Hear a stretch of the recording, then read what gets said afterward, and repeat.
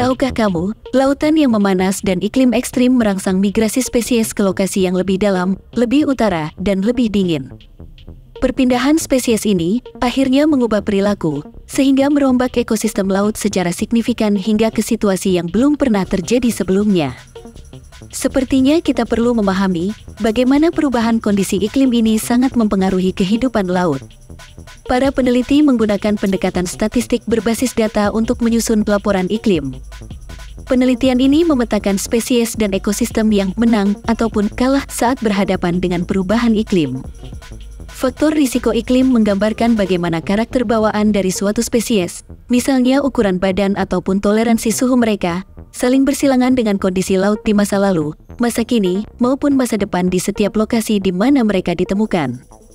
Skala risiko yang muncul berkisar dari terendah hingga kritis. Semuanya mewakili tingkat keparahan dampak iklim terhadap spesies itu dan kemungkinan terjadinya dampak buruk tersebut. Dalam skenario emisi tinggi, temperatur laut global rata-rata akan meningkat 3-5 derajat Celcius pada tahun 2100. Dalam skenario ini, hampir 90% dari 25.000 spesies yang dinilai memiliki risiko iklim yang tinggi ataupun kritis. Rata-rata spesies di seluruh tempat memiliki risiko keterancaman hingga 85%.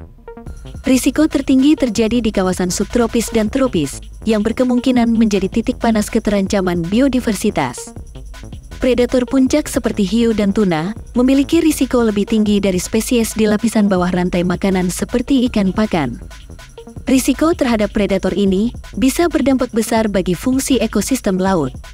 Peneliti juga menemukan adanya indikasi efek berganda bagi masyarakat yang bergantung pada laut. Dalam skenario emisi tinggi, komoditas perikanan tangkap seperti ikan kod dan lobster memiliki risiko iklim yang cukup tinggi di wilayah negara berpendapatan rendah. Temuan ini menjadi salah satu contoh ketimpangan iklim. Sementara itu, dalam skenario emisi rendah, rata-rata temperatur laut naik 1-2 derajat Celcius pada tahun 2100. Dalam skenario ini, terdapat pengurangan risiko perubahan iklim terhadap hampir semua kehidupan laut. Pemangkasan emisi merupakan cara paling baik untuk meredam risiko iklim. Namun, tetap saja, meski dengan upaya mitigasi yang kuat, dampak perubahan iklim terhadap pada kehidupan laut tidak bisa dihindarkan. Ini adalah langkah penting yang harus kita kerjakan bersama untuk mencapai tujuan bersama umat manusia.